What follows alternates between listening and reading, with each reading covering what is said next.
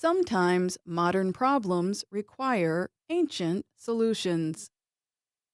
A 1,400-year-old Peruvian method of diverting water could supply up to 40,000 Olympic sized swimming pools worth of water to Lima each year. That information comes from a new study published in Nature Sustainability.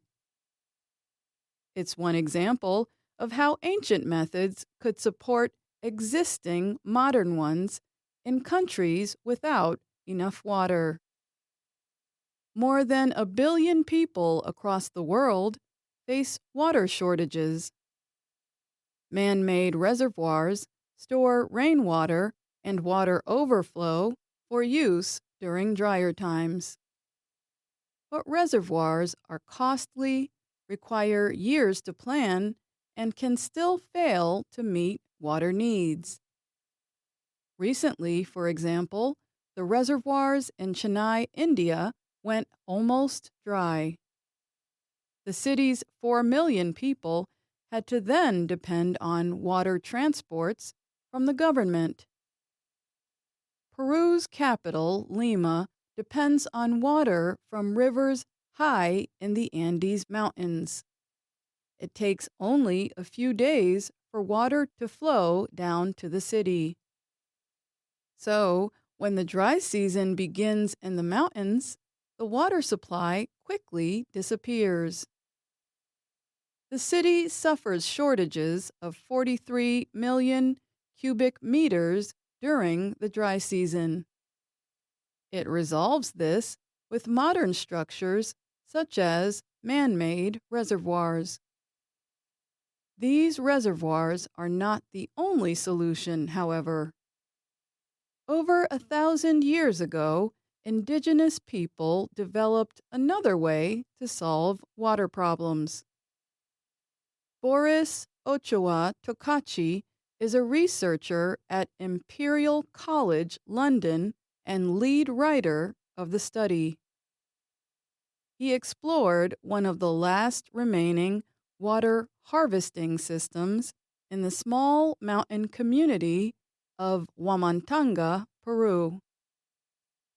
The system was developed even before the ancient Inca civilization. The 1,400-year-old system is designed to increase the water supply during the dry season by diverting and slowing water as it travels down the mountains. This nature-based method is made of special canals that guide water from its source to a series of water bodies and hillsides. The water goes slowly into the ground, then flows downhill through the soil and reappears in water bodies near the community. Its aim was to increase the water's travel time from days to months in order to provide water throughout the dry season. But Ochoa Tokachi said the amount of water that could be harvested was an unknown before the study. The researchers measured how much the system slowed the flow of water by injecting special dye in the highlands and noting when it reappeared in water bodies. The dyed water started to surface 2 weeks later and continued flowing for 8 months, a huge improvement over the hours or days it would normally take. I think probably the most exciting result is that we actually confirmed that this system works, Ochoa Tokachi said. It's not only trusting that, we know there are traditional practices. We know that indigenous knowledge is very useful. He said there is now proof the systems are valuable today and can be a tool to help solve modern problems. The researchers next considered how using a larger version of the system could help Lima. They combined what they learned in Wamantanga with the knowledge of physical qualities of Lima's surroundings. The resulting estimates say the system could increase Lima's dry season water supply by 7.5% overall and up to 33% at the start of the dry season.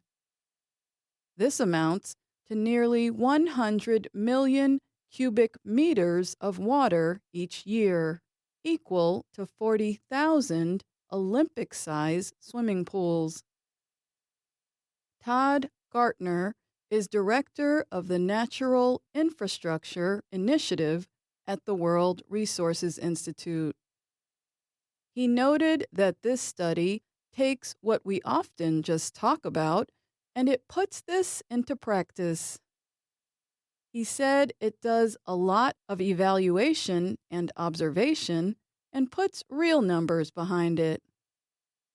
The system is also economically sound.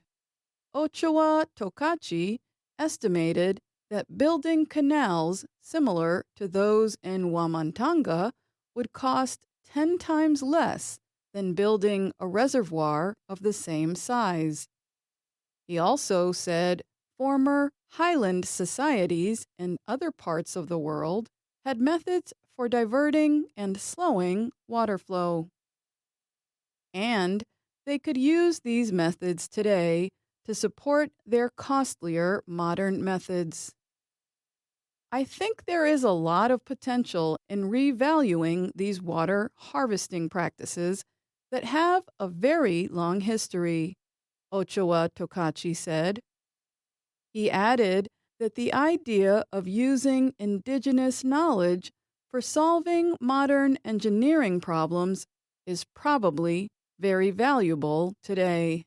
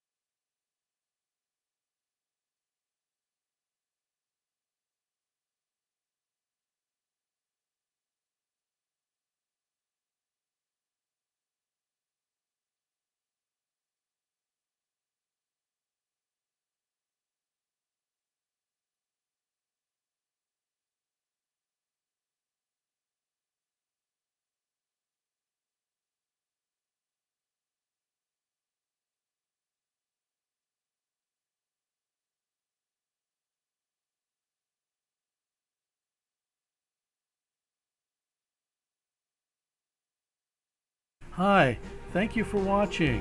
I hope the videos are useful for you. Please subscribe to my channel using the button below.